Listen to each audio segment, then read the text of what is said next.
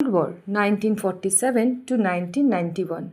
The Cold War was a period of global geopolitical rivalry between the United States and the Soviet Union and their respective allies, the capitalist Western Bloc and Communist Eastern Bloc, which began in the aftermath of the Second World War and ended with the dissolution of the Soviet Union 1991.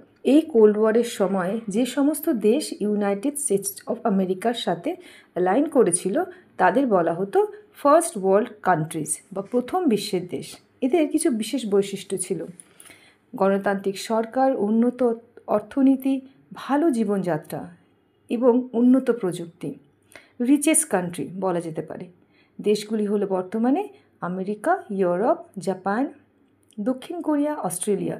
এদেরকে বলা হয় বর্তমানে developed country. যে সমস্ত দেশ Soviet ইউনিয়নের সাথে align বা জোট করেছিল তাদের বলা হতো সেকেন্ড ওয়ার্ল্ড কান্ট্রিজ বা কমিউনিস্ট দেশ।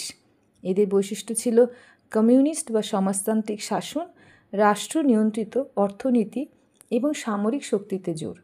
আর এই দেশগুলি হলো সোভিয়েত ইউনিয়ন, চীন, কিউবা, পূর্ব জার্মানি, উত্তর কোরিয়া।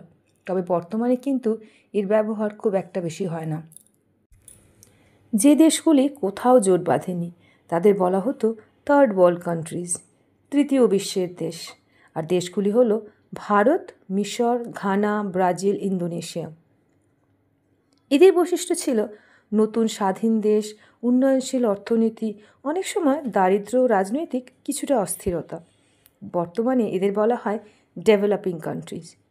এরা ছাড়াও আরও কিছু দেশ আছে, তাদের বলা হয় এলডিসিএস কান্ট্রি বা লিস্ট ডেভেলপ কান্ট্রিজ, মানে বিশ্বের সবচেয়ে পিছিয়ে থাকা দরিদ্র দেশ, অর্থাৎ সবথেকে দরিদ্র এবং উন্নয়নশীলতার দিক থেকে সবচেয়ে পিছিয়ে থাকা দেশ। আর এদের বৈশিষ্ট্য হলো উচ্চ দারিদ্র্য ও নিম্ন আয়, স্বাস্থ্য, শিক্ষা ও জীবিকার সুযোগ সীমিত, প্রযুক্তির অনেক কম উন্নত, আর অর্থনীতি মূলত কৃষিভিত্তিক। আর এই দেশগুলি হলো চাদ, মালি, মোজাম্বিক, আফগানিস্তান, ইয়েমেন, নেপাল।